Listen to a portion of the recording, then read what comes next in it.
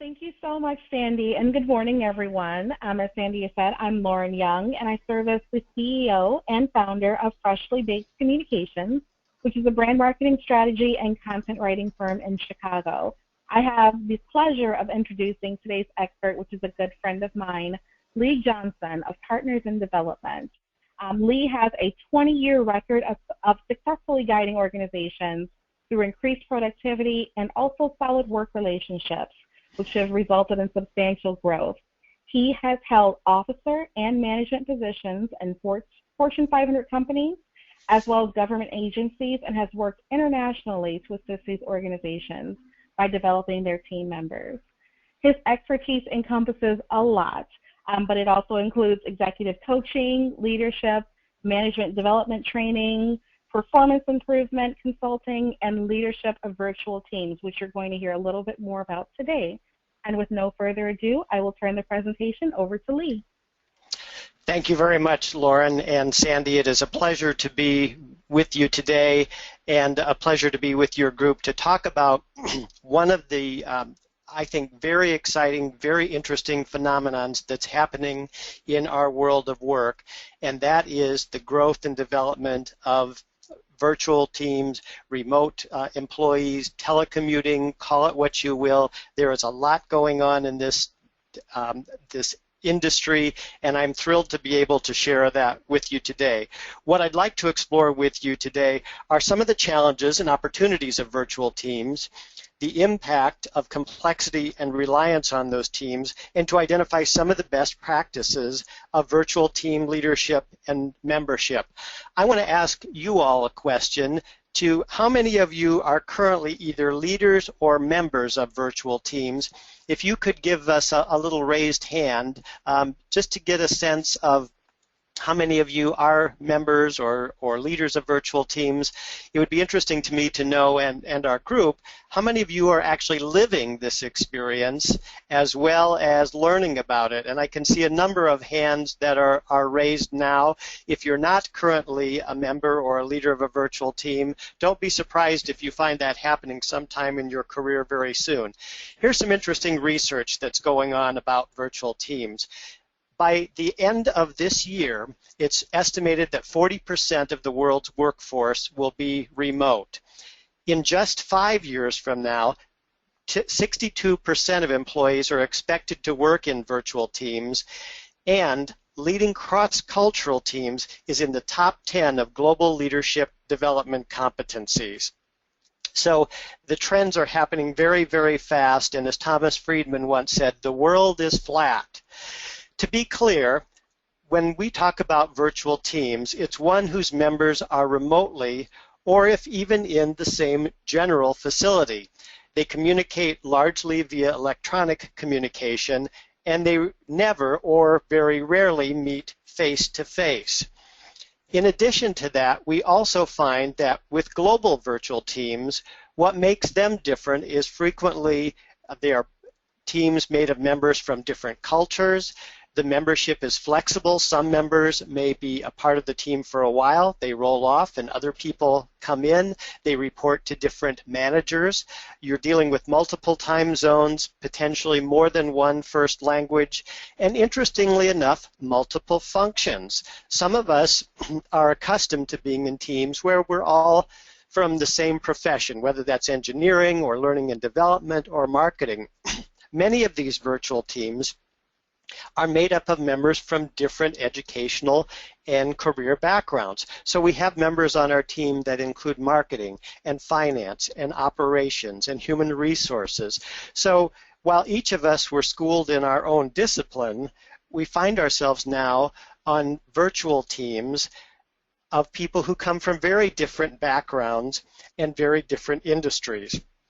What I'd like to share with you very briefly is to talk to you a little bit about what we're going to explore and how we're going to do that. And I'm just going to go back for just a moment to one of my previous slides, so bear with me. I got a little bit ahead of myself here. what I'm going to show you is a very brief 1-minute video that I think highlights what some of the issues are related to virtual teams. Now, there's no speaking in this video. You're just going to hear a little background music, and so I'm going to give you a bit of a commentary on what we're seeing as some of the questions and some of the issues that come to mind in comparing virtual teams to on-site face-to-face teams. So let's see if this works. So the question becomes is how do virtual teams compare to face-to-face teams? When members are separated geographically compared to face-to-face teams that are on-site, what are the differences in terms of how these teams function related to efficiency? Which of those is more efficient? How do they deal with communication? What are the ways in which virtual team members compare or communicate with on-site? How do virtual team members develop trust with one another when they rarely, if ever, see each other? Can virtual teams be creative or as creative as on-site teams? How do virtual teams go about making decisions? And finally, what is the impact on productivity when team members are separated by geography, time zones, and culture? The question oftentimes comes is, which one of these is going to come out on top? Which is going to be most effective? And in fact, if some of you remember from a couple of years ago, Marissa Mayer, who was the CEO of Yahoo, said, no more virtual teams. We need, for this kind of work, people to be together face-to-face. So this is an issue that's facing organizations as they look at how can they best capitalize on their workforce. What we're going to talk about today are what are some of the opportunities and challenges of virtual teams, what are some of the best practices related to building trust, making decisions, looking at productivity, and virtual team leadership. And then most importantly, I think, what are the implications for those of us in the performance improvement profession? What does this suggest to us, and how can we best support our virtual team leaders and team members? The truth is that virtual teams are decidedly different from their more traditional on-site counterparts. We're going to explore what some of those differences are, but I'd like to start out with telling you a true story of a manager and one of his virtual team members. This is a story about an American manager named James. James was leading a global virtual team made up of team members from the US, Western Europe, Central America, and Asia. One of his team members, Sue Min, had done a particularly outstanding job on his team.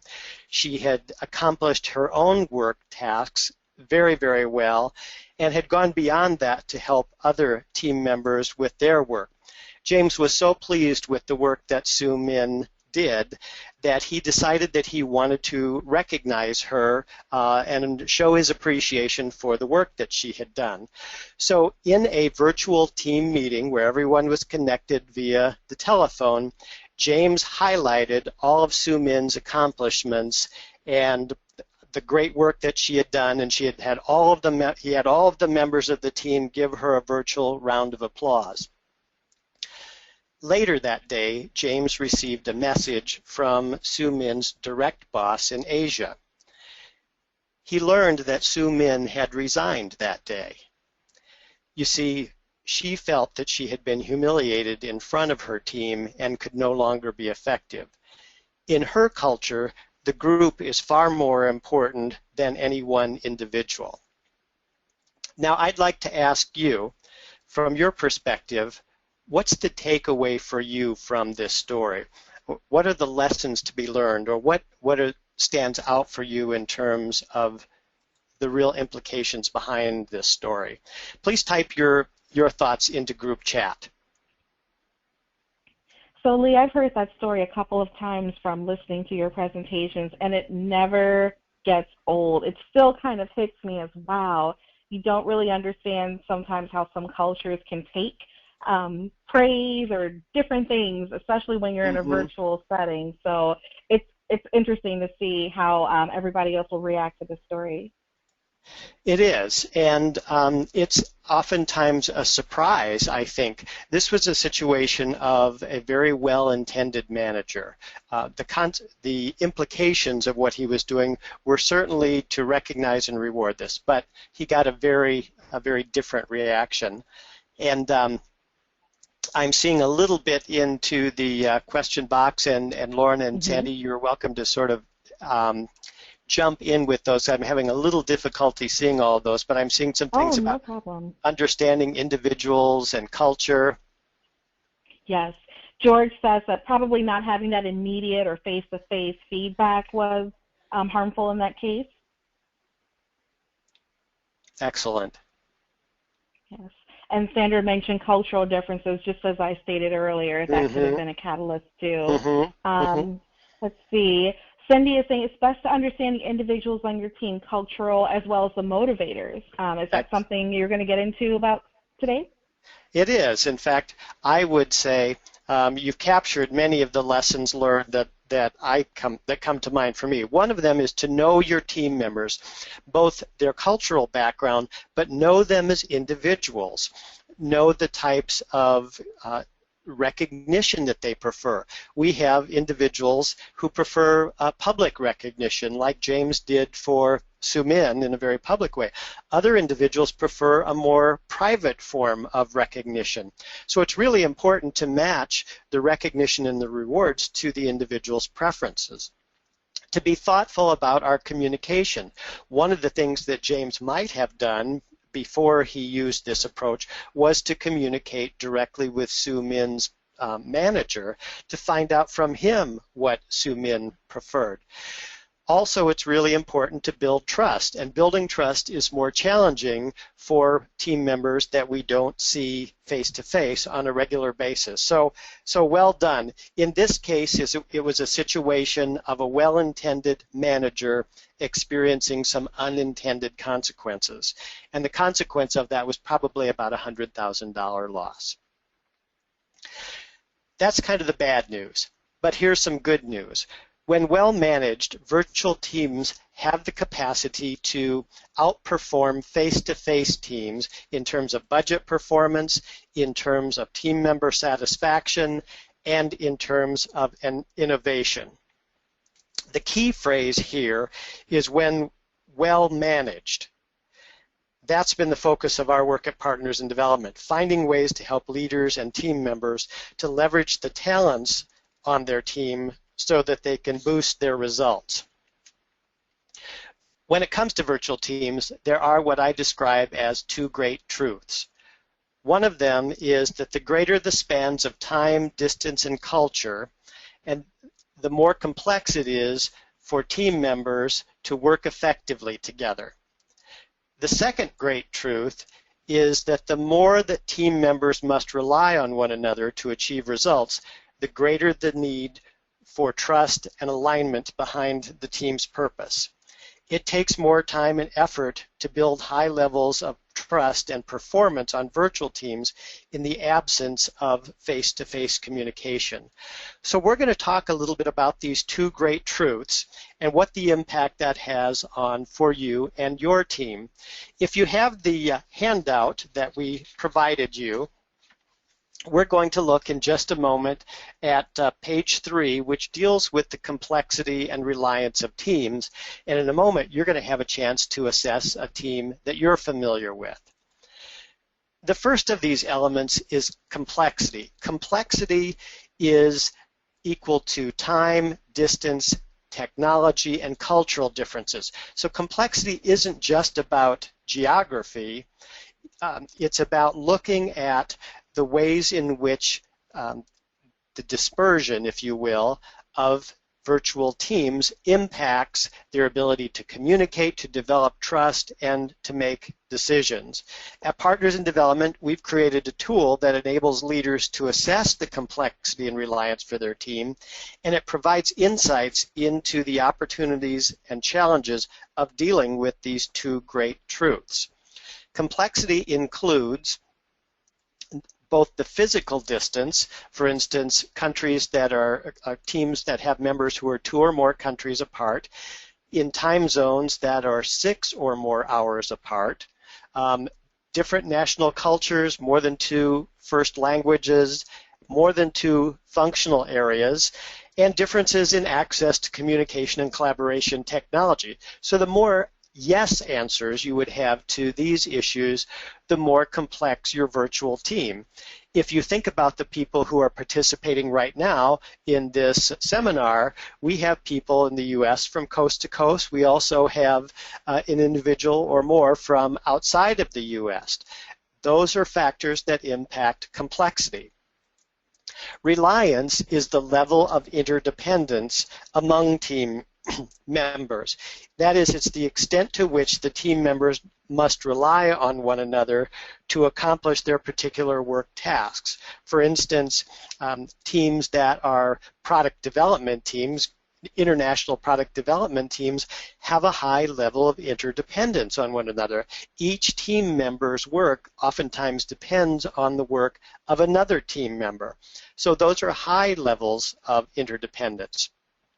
The factors that we look at for reliance include team members need to communicate frequently to make decisions, the extent to which they have to rely on others to complete tasks. Do these team members need to share documents and information and collaborate on projects? Do they need to provide information in another language? And is compensation based on team performance as well as individual performance? The more yes answers one would have for these statements, the more interdependent the team members are. So in a moment, we're going to look at how these 2 elements of reliance and complexity impact how we think about virtual teams. When we put these 2 elements on a continuum with reliance on the bottom axis or the horizontal axis and complexity on the vertical axis, we have then what I described as 4 team types. And let me just go back. Oops. There we go. All right, so let me highlight a few things that I think are important here. For teams that are low in complexity and low in reliance, these might be teams, even teams that are teams whose members are located in the same building, in the same city, or on different floors of the same building. One of the pieces of research that's occurred is when we look at geographical distance, that is physical distance from one person to another, anytime that distance exceeds about 50 feet, people start to communicate differently from one another. They start to pick up the phone rather than to walk over and have a face-to-face conversation with someone. They may send a text or an email, so that even these low complexity teams, if you will, can have a virtual element to them. So the example I'm showing here today are human resource generalists. You could use the same with training folks as well. These are folks who are located in essentially the same area, same building, same floor, but they serve different customers. So you may have a customer service trainer. You may have somebody who focuses on leadership and management development, somebody who focuses on functional training. And while these individuals may share best practices, they may share information, they may meet together, they may even all report to the same individual manager. They have different responsibilities, and the level of reliance that they have is fairly low. Conversely, if you will, we also have teams that are low in complexity and high in reliance. So again, these are team members who are located relatively close to one another, but in addition to their individual goals, they also have shared goals. In other words, their overall performance and frequently compensation is based not on only on their individual results, but on the results that their members, that the team accomplishes as well. Now, at the top half of this table, you'll notice these 2 boxes in yellow. These represent more virtual teams that are high in complexity. So in other words, teams whose members are separated by large geographical distances, multiple time zones. Members may have different first languages, different native cultures, and different levels of access to team technology. In the high complexity, low reliance teams, let me give you an example of that. It may be that we have a VP of international sales who has national sales directors reporting to her or him from different countries. So this VP of international sales may have a manager from Bolivia, they may have one from Germany, one from Australia, and one from the U.S. And while these individuals all report to the same manager, the sales in Bolivia are not highly reliant on the sales or what occurs in the U.S. or Australia. So the reliance among these team members is relatively low. They may share information with one another, they may have virtual team meetings, they may even share best practices, but their individual work is not highly reliant on those of the other members. Contrast that to a virtual team, an international or global virtual team, such as a product development team, for whom each individual team's members' accomplishments depend on information or products or resources that come from other team members. So in order to develop this international product, it really relies on the contributions of other team members. That's a high complexity, high reliance team, and it's one of the teams that are most challenging for a leader to manage. We're going to talk about why that's a challenge in just a moment. In your handout, if you received that, you will find on page 3 6 questions that relate to complexity and 6 questions that relate to reliance. I'm going to invite you to take a moment to think about a virtual team that you're familiar with, whether that's a team that you're a member of or if it's one that you're familiar with, and assess from your perspective the complexity and reliance of that team. So mark either yes or no related to each of these 12 statements. Then on the following page, page 4, count the number of yes answers for complexity and count the number of yes answers for reliance, and then see if you can graphically identify which of these 4 quadrants your teams fall into. I'm going to give you a couple of minutes to do that. When you have finished that, give us a little hands up signal so that we know that, that folks have had a chance to do that. So I'm going to pause for a moment and give you an opportunity to assess the complexity and reliance of your team. So I actually did this for my team, and I work with subject matter experts across all states, all time zones, and students across all time zones, but in the U.S.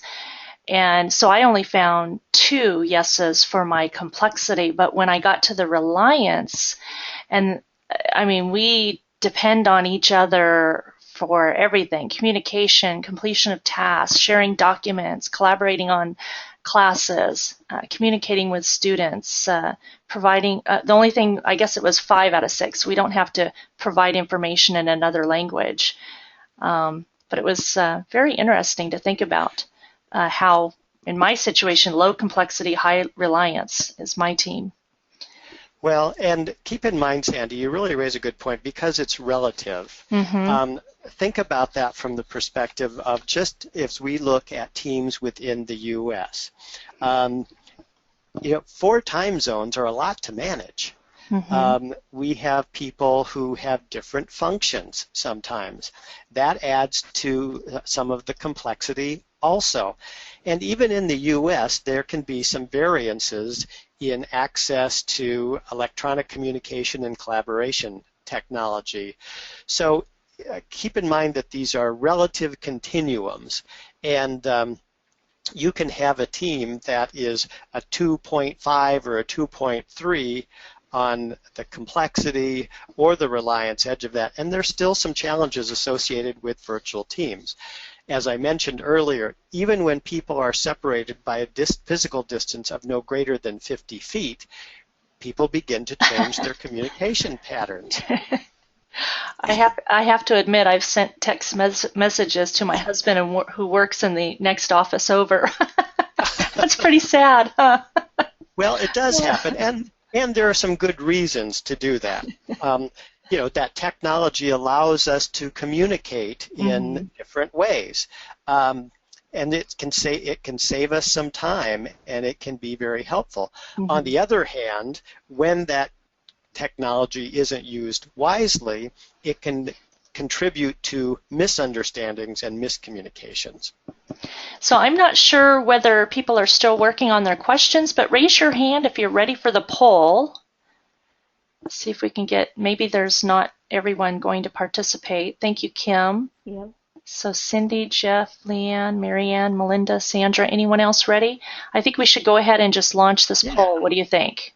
I think that's a great idea. Thank you. So participate if you can in this poll. Which type of team do you lead or are a member? High complexity, high reliance. Click on the button, hit submit. High complexity, low reliance. Low complexity, high reliance. Low complexity, low reliance. So we have representations of all 4 teams.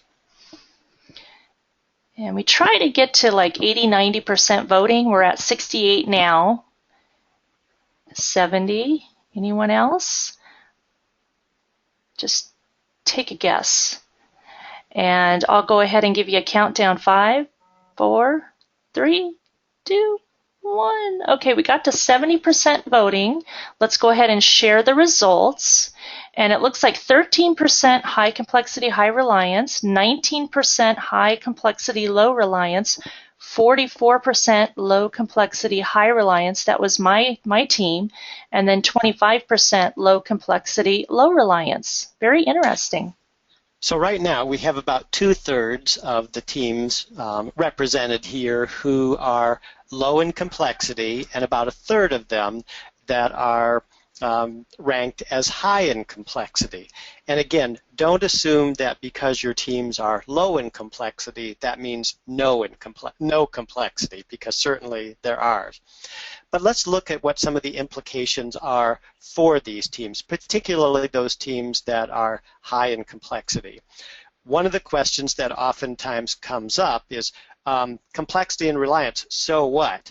What are the implications for teams in relation to how its members build and maintain trust with one another, how they communicate?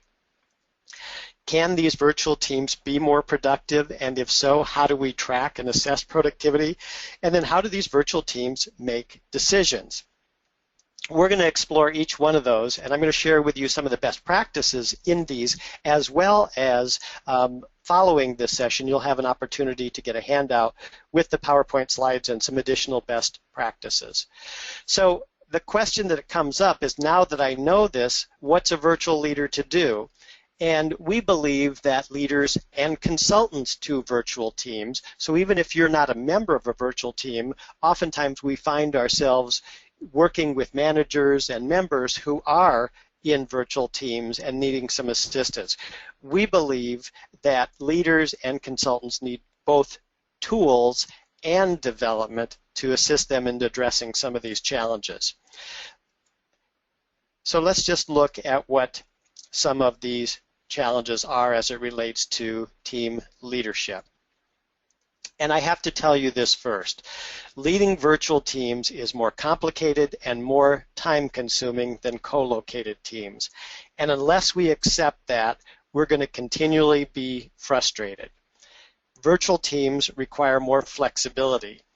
I think the point of this is to identify which of these factors are most important and then put in place some explicit work processes that clarify team goals, member accountabilities, ways to engage team members so that they can stay focused on accomplishing their tasks despite some of the distractions of virtual team work. When it relates to virtual team leadership, let me share with you this research. This is some research that was done by the Global Leadership Development Study in part by the American Management Association and some additional research that was done. It points out that inconsistent or inappropriate leadership is seen as a serious impediment to successful teams, successful virtual teams. And secondly, nearly 2/3 of the respondents reported to a high extent that virtual teams in their organizations suffer from poor leadership. Why is that? Well, one of the things that we know is that in order for someone to be a good leader, regardless of the type of team they have, they need to be able to articulate the purpose of their team, the future vision of their team. They need to be able to coach and manage the performance of their members, and they need to help their team members to develop. They also need skills in planning, in organizing the work, and in managing resources. These are foundational skills that are important for every leader to have, regardless of their team being on-site or if it's virtual. What we're now seeing in some of the leadership development research is that leaders of virtual teams, in addition to these foundational skills, also need some other skills. They need to be able to build rapid trust between their team members with themselves, as well as among their team members for individuals who rarely, if ever, see one another face to face. Virtual team leaders have to become very skilled at emphasizing a shared vision and purpose, particularly for teams that are high in reliance. And they need to be able to communicate that frequently in ways that individuals who speak other first languages from other cultures, national cultures, can have the same understanding and be able to communicate that. So they need to be able to foster cross-cultural communication. One of the challenges that virtual leaders have is how do they leverage technology to accomplish work and to foster communication and collaboration. And finally, what is this delicate balance between empowering team members and yet providing enough structure and support so that all team members are very clear about processes for making decisions, about work processes, for tracking information, and for accomplishing their goals. So we're going to look at some of the best practices for team leadership. Here's the first one. Plan more time for virtual communications, both task-based and people-based. If you've been to a face-to-face meeting, you probably notice that as people come into that meeting, there's some informal conversation that takes place. Team members are asking each other about their weekends or sharing something about a recent experience that they had. And that's part of the relationship building that occurs among team members. Too frequently in virtual team meetings, once everybody is on the call, it goes right to getting the tasks done. And while tasks and accomplishing those tasks is important for virtual teams as well as face-to-face teams, what is often sacrificed is the informal conversation that occurs among team members that contributes to building the relationships among those team members. And building good relationships is critical to building trust and critical to building team member productivity and communications. Some teams will actually plan on their team meeting agenda to take the first 10 minutes of that meeting to go around and have each team member share information about their weekend, about a recent success that they've had, a hobby, a food that they like, some of that informal information that helps team members to become better acquainted with one another and build those relationships. Leverage virtual technology to engage. We've got a lot of great technology today to help team members engage in virtual team meetings. You're experiencing some of that today through polls, through group chats, through being able to raise your hand, and that technology needs to be leveraged more to engage members, fully engage members in the work responsibilities of the team members and to get members' contributions and thoughts, whether that's brainstorming ideas or making decisions. So leveraging virtual technology to engage team members is important. One of the reasons that virtual technology isn't used more is because leaders and team members aren't comfortable using it.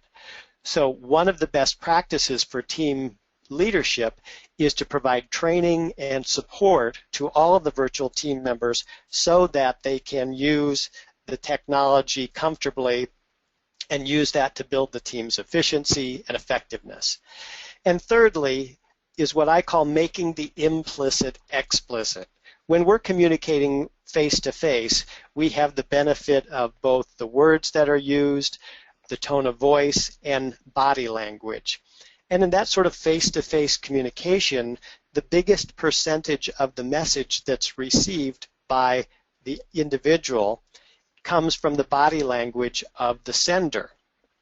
So a lot of information is inferred through body language and tone of voice. When we're communicating virtually, it's important to be very specific about communications, about how decisions are made, about work processes, about providing information. So make the implicit explicit.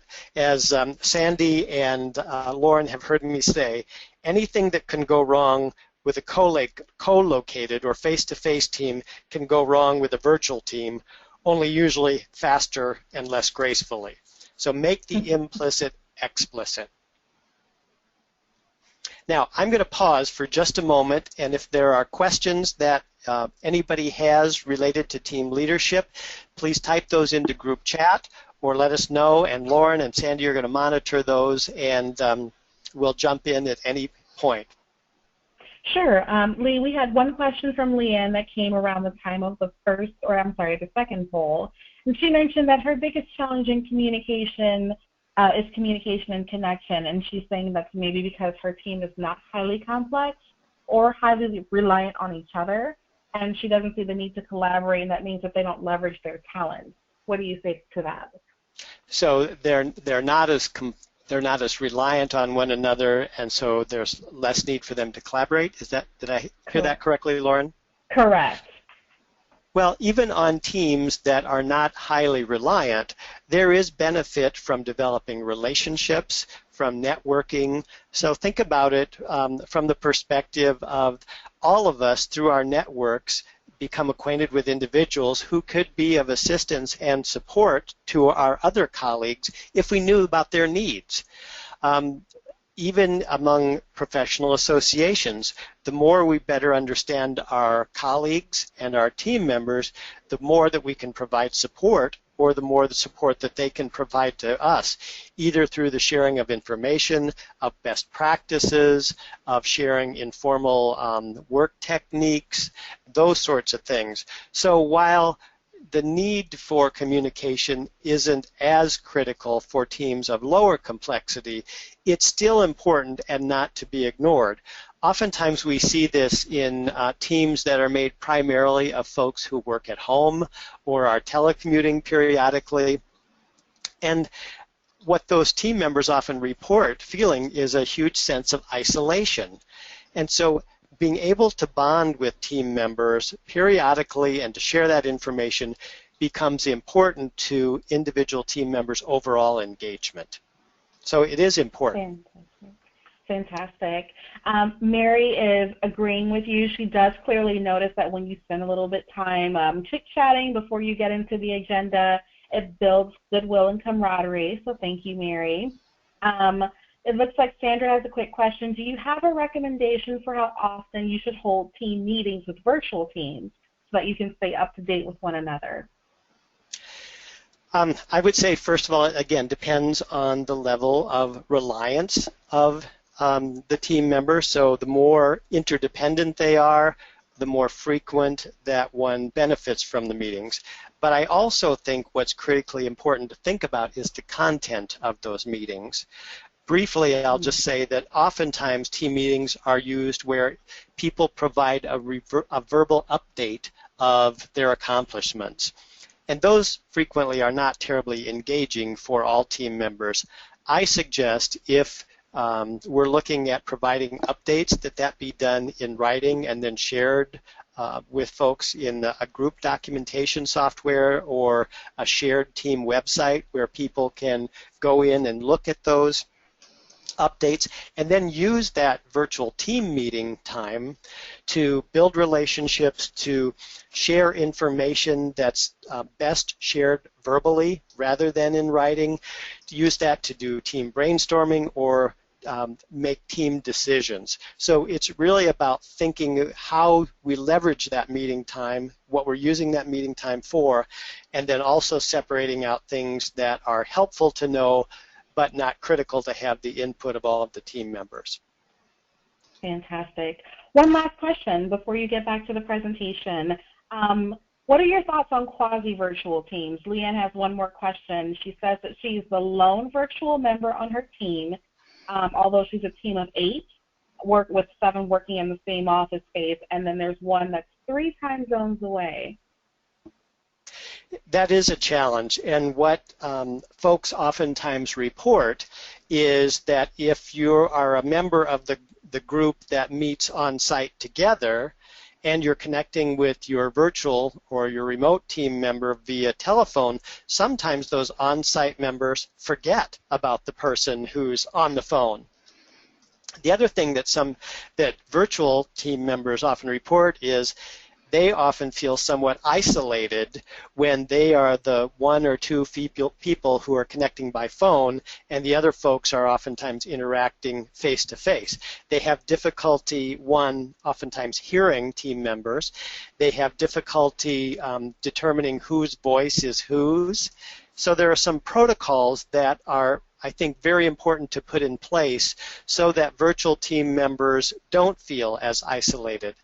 I had one team leader share with me what I think is kind of a very important idea, and that is they had a group of folks who were together on site, and they had 1 or 2 remote team members who would connect via telephone.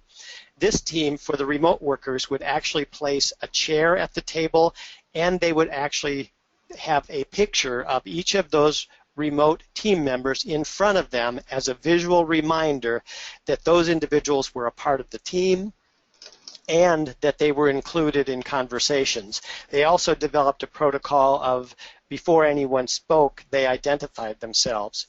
Thirdly, they also provided the remote team members with pictures of the individuals who were together on site.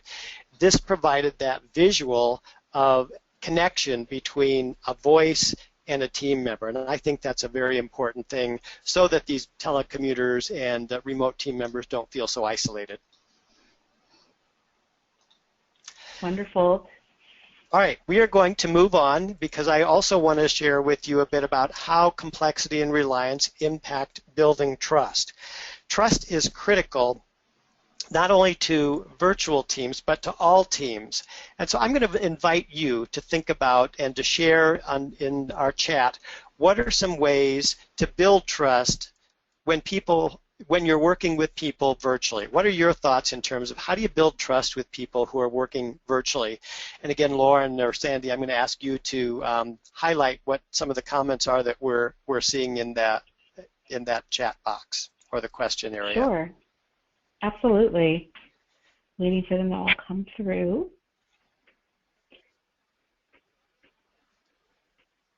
Let's see. In these last 15 minutes of the presentation, if you have additional questions, feel free to put them in the question field, and I can also make sure that Lee answers them for you, as many as he can.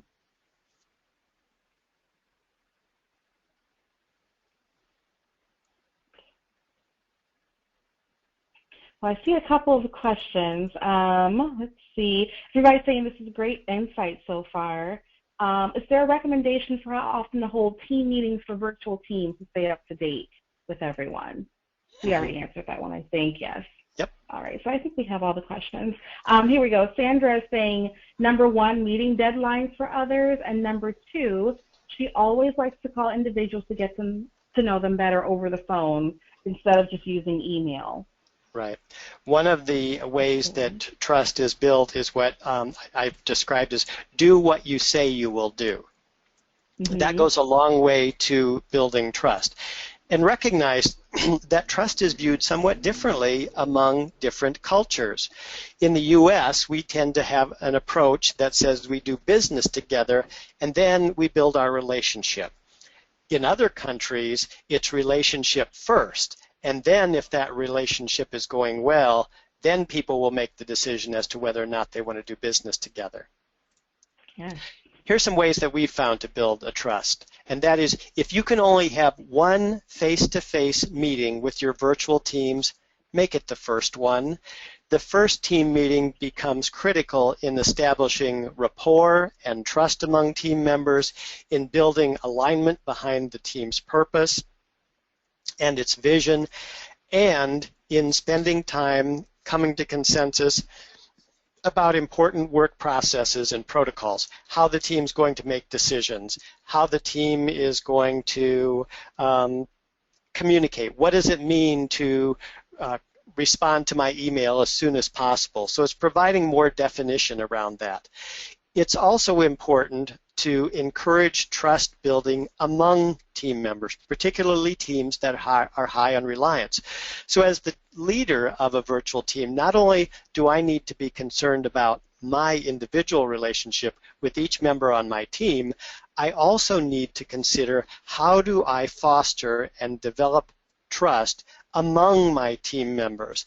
And since most of the work is accomplished outside of team meetings, one of the best practices is often to assign 2 or 3 members to work together on a small task or project so that they have an opportunity to get acquainted with one another, to learn more about how each other's work, and to develop some trusting bonds and relationships. So assigning small work tasks to 2 or 3 individual team members to work on together is another way to build trust.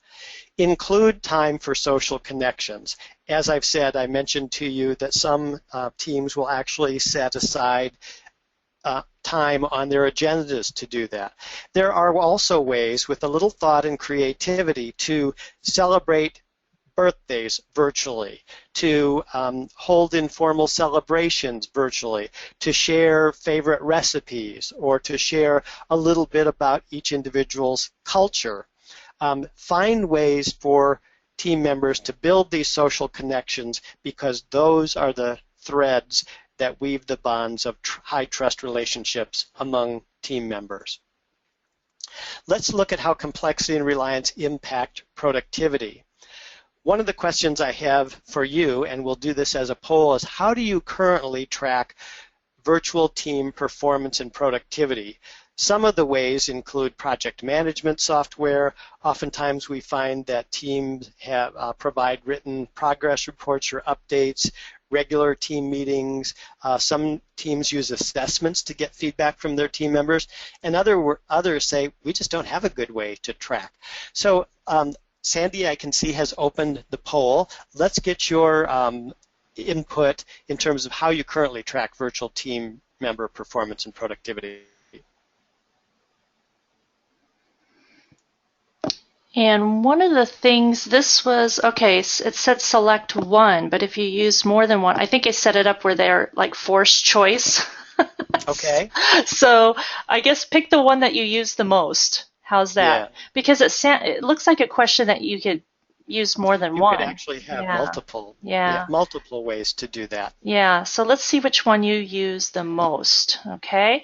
And this time we have 62% voting. Let's get everyone back on board. We're almost finished today. Last chance to weigh in. 5, 4, 3, 2, 1. Okay, we got to 71% again. And it looks like 53% hold regular team meetings virtually, and then tied between 20% answered written team member progress reports, and 20% don't have a good way to track. Only 7% project management software. That's something I'd like to learn more about. Mm-hmm. Let me share with you some best practices around productivity. As you can see, some of the items that you just voted on are shown on this slide. You'll notice in the blue we have things like status updates. Frequently those are written, but sometimes they're given verbally in team meetings. Project management tools, getting feedback from stakeholders and balanced scorecards. These are what I call lag indicators.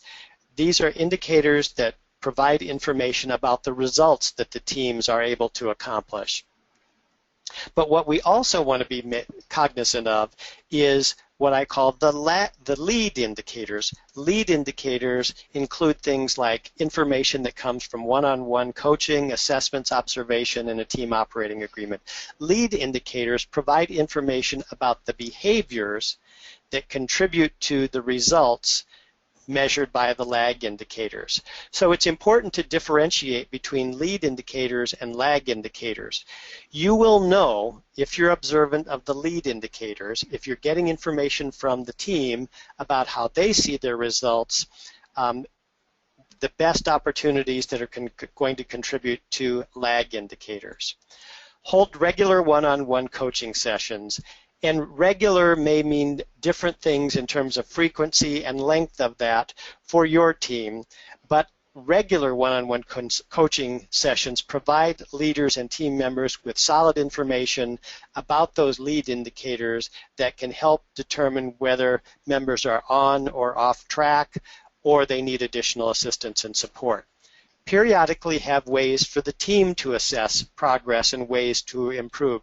When the team is formed initially, I recommend that there are ways that they are able to anonymously contribute how they see the team's progress and its effectiveness. Later, as team members get more comfortable with one another, then we could go to tracking that more verbally. So think about ways in which you can get information about your team's performance via lead and lag indicators. And in our final group, related to best practices, are in team decision making. Think about what decision making challenges you've experienced with your team. Oftentimes those challenges are related to who decides, how do we decide, when do we decide. Those are frequent areas that are come up with teams. Some of the best practices related to that include make sure that team members are focused on the purpose of the team and are clear about the goals of the team. And in order for that to occur, leaders themselves must also be very clear on the purpose and goals of the team. And then verify each member's understanding of them. Marketing research says that it takes about 7 or 8 times for a person to hear and or see a message for them to fully connect with that. When we're working with virtual team members, it's not enough to just send the team's purpose and goals out in an email or a PowerPoint presentation or to talk about them. Members need to see that multiple times to gain an understanding, and to verify their understanding of that, we frequently then need to have those team members articulate their understanding back to us. You'll know they're clear when they repeat back to you similar language to what you use to communicate those goals and purpose. And thirdly, define processes for making decisions. For teams, particularly of our high reliance teams, members need to be clear about who's making that decision. Is it the leader that's making the decision? Is the leader seeking the advice of the team members? Are we voting by majority or general consensus? Making those processes clear prevents conflict, and it clarifies and improves efficiency of teams for making their decisions. So in summary, what we've talked about today is that virtual teams are growing exponentially. Virtual teams are different from on-site teams, and they require additional competencies. Complexity and reliance affect team leadership, the way in which leaders and members build trust with one another, and productivity measures as well, and the decision-making process. So consequently, think about the implications for us as learning and performance improvement professionals. My belief is that there is a huge opportunity for us to provide support to these leaders, to provide training to virtual team leaders and members, and to provide tools and resources to do that. And when I whittle this down to what I call my top 3 list, here's what I come up with. Educate yourself about the differences between on-site teams and virtual teams. in your organization, be clear about how virtual teams are used, how they measure success, and what are the gaps between high-performing virtual teams and those of average or low-performing teams. And thirdly, develop virtual team members and leaders. In some research that was done by the Lake Forest Graduate School of Management in 2013, over 73% of virtual team leaders and members have either not received any virtual team training or were not satisfied with what was being conveyed. In the last couple of minutes, we have time for a couple of additional questions. I will take those now if there are some, and then I'll share with you about a couple of things that we're going to be providing you.